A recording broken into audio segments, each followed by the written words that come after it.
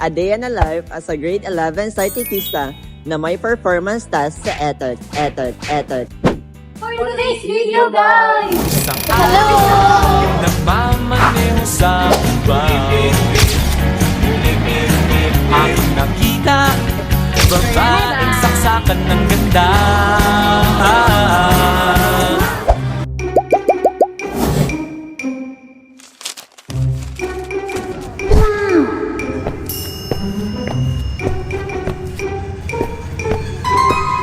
Ngayong araw, ating alamin kung saan naabot ang halagang 1,000 dito sa Gaisano.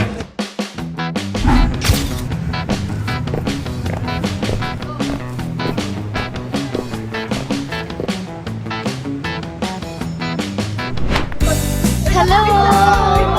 At ngayon, bibili tayo ng mga cutesy accessories. Nandito na nga kami sa Broadway Gates. We will be looking for any cute and affordable accessories. Nagustuhan nga ng dalawang to ang headband na parang kuneo. Pero namahalan sila nito kaya ngumiti na lang si Lucent. Namili pa kami ng iba't ibang bagay dahil sobrang mahal talaga ng iba. Ang una namin tinitignan ay ang presyo bago ang disenyo. Sinisigurado nga namin na pasok sa aming budget ang mapiling accessories. At nagposing pa talaga ang mga wala ng pera, oh.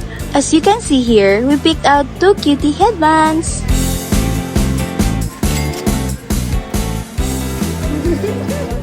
Is 1,000 minus 160 is 840.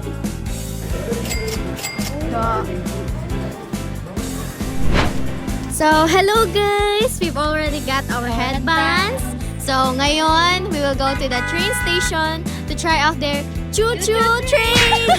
Ito ang aming sasakyan. We will go!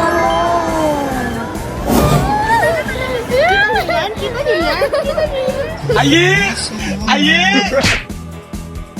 We will buy tickets. Where is the kuan? Hello! The fare is 50 pesos per head. So, apat kami and that is 200 pesos.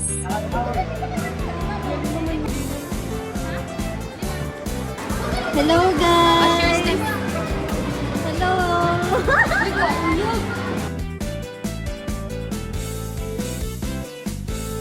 They ask you how you are, you just have to say that you're fine when you're not.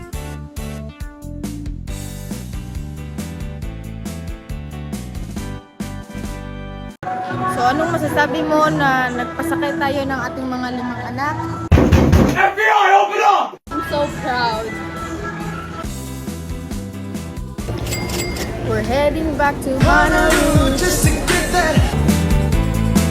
We're done! How was it, Thea? Very amazing. How was it, JC? How was it, Jay? Very yummy.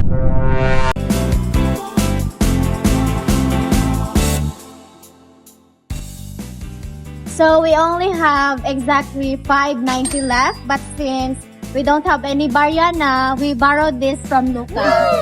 Yes.